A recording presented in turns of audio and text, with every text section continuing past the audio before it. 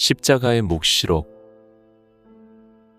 지금 이 자리에서는 일찍이 고향을 떠나 세계의 지붕이란 히말라야 산 서쪽 끝에 있는 신비의 땅 카슈미르에서 예수님은 몸과 마음을 벗어던지고 시방 세계가 활짝 열리는 깨달음을 얻었습니다. 깨달음이란 자신의 내면에 100억의 일월보다도 더 밝은 요각의 빛을 본 불가사의한 각성의 경계를 말합니다. 이렇게 신비로운 깨달음을 19세 때 얻고는 20대에 진리의 씨앗이란 나라 인도의 전 성역을 두루 다 돌아보셨습니다. 그리고는 30살 때 고향 땅인 이스라엘로 돌아오셨던 것입니다. 예수님께서 이때 고향 땅 이스라엘의 흙을 밟고 전통 유대교의 교우들이 보는 앞에서 남기신 유명한 묵시록이 있었습니다. 바로 그 묵시록을 이 자리에서 밝혀두려고 합니다. 왜냐하면 세상에 하고 많은 불가사의가 중에서도 지금 천주교 신자라면 모두 가슴에다가 십자가를 손끝으로 그으면서 성부, 성자, 성신을 읊으면서 가슴에 단중에 손끝을 대고는 다시 합장하고 아멘을 합니다. 이렇게 신행의 요식을 주넘이 봉행을 하고 있습니다. 그렇게 하고 있으면서도 그 신행의 요식에 대한 그 의미와 그 심오한 뜻은 묵묵부답이 답입니다. 혹여나 모두 알면서도 종교의 덕목인 무언의 신비에 깊이 감추어 둔 묵시록일 수도 있습니다. 하지만 아닙니다. 숨기고 감추어야 할 말씀이나 묵시록은 결코 아닙니다. 예수님은 30대에 귀향하셨습니다. 귀향에서 전통 유대교의 형제자매들에게 들려주신 말씀과 보여주신 수화가 있었습니다. 그때 하신 수화로는 한 손가락으로는 저 높은 하늘을 가르치시며 하신 말씀이 있었습니다. 어리석은 자들이여, 어찌 저 높은 하늘에 천당이 있겠습니까? 만약 천당이 저 높은 하늘에 있다면 공중을 나는 새가 천당을 먼저 보았을 것이고, 또다시 한쪽 팔을 내리시고는 시지로 땅을 가리키시며 하신 말씀이 있습니다. 어찌 지옥이 이 땅 속에 있겠는가? 만약 저 땅 속에 지옥이 있다면 저 땅 속을 기어다니는 땅 쥐가 먼저 지옥을 보았을 것입니다.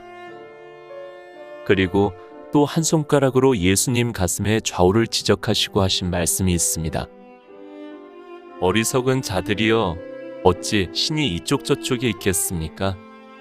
라고 하시고는 예수님 자신의 손가락치도로 가슴의 단중에 있는 심장을 점지를 하시고는 바로 여기에 신이 있노라 하시고는 아멘을 하시고는 합장을 하셨습니다.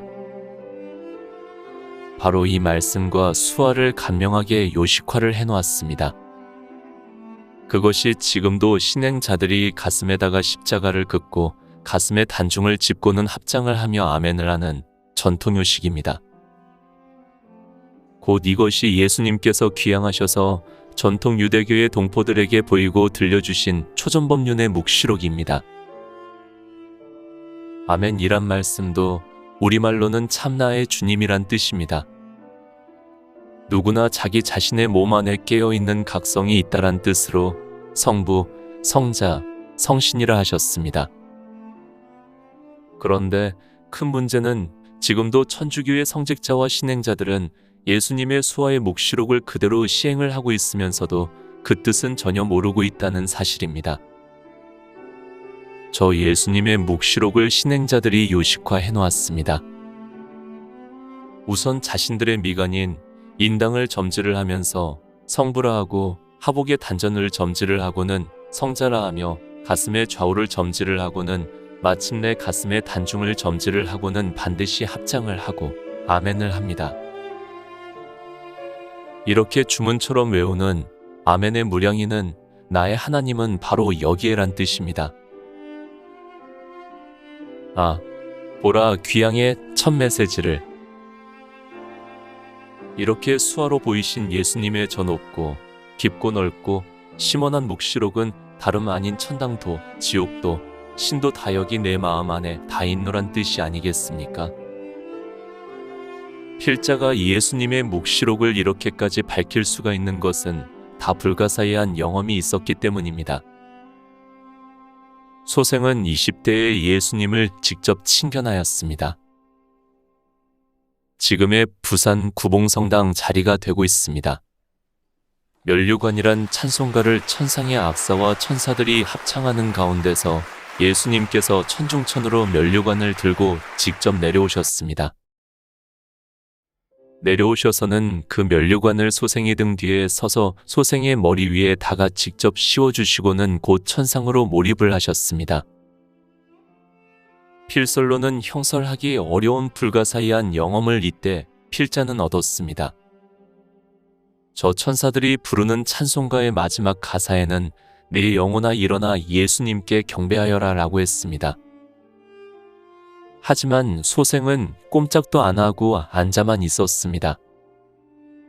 이러한 불가사의한 영험이 필자에겐 있었습니다. 그러므로 필자는 부산 대연성당에서 신부님과 수녀님의 초대받고 잃어버린 예수님의 20대를 청산유수로 광장설을 할 수가 있었습니다. 많은 신도들이 모인 가운데서 예수님이 19세 때 일어난 불가사의한 깨달음의 환희경을 그대로 필자가 원맨쇼까지 하면서 두둥실 춤을 추었습니다. 무엇보다 깨달음의 빛이 시방세계를 머금을 때 일어나는 넘치는 사랑과 평화와 자유와 행복을 춤으로 보였던 것입니다. 실제로 기독교나 예수교에서는 예수님의 20대가 어디로 가고 없다 무슨 기록도 전설에 설화도 없습니다. 그래서 성직자들도 예수님의 20대는 캄캄무소식입니다. 그러므로 필자는 예수교를 어사중간이라 합니다. 어사중간이란 무슨 말인가 하면 바다의 물고기는 죽으면 머리와 꽁지만 남습니다. 이와 꼭 마찬가지로 예수님은 아기 예수로부터 십자가를 짊어진 예수님의 머리 이야기밖엔 없습니다. 그런데 부산 대연성당에 나붙은 천명일 법사 초청 강연이란 현수막에서 잃어버린 예수님의 20대 깨달음을 얻었다는 기적 같은 귀띔에 너무나 놀란 나머지 많은 성직자와 성도들은 충천하는 절정의 환희를 마음으론 사귈 수가 없었던지 저마다 벌떡 일어나 기립박수를 우레와 같이 쳤습니다. 손뼉을 치면서도 충천하는 환호의 찬사로 필자를 무등을 태웠습니다. 이 모두는 다 저 예수님이 직접 씌워주신 빛나는 면류관의 위신 공격이었음을 지금 여기에서 밝혀두는 바입니다.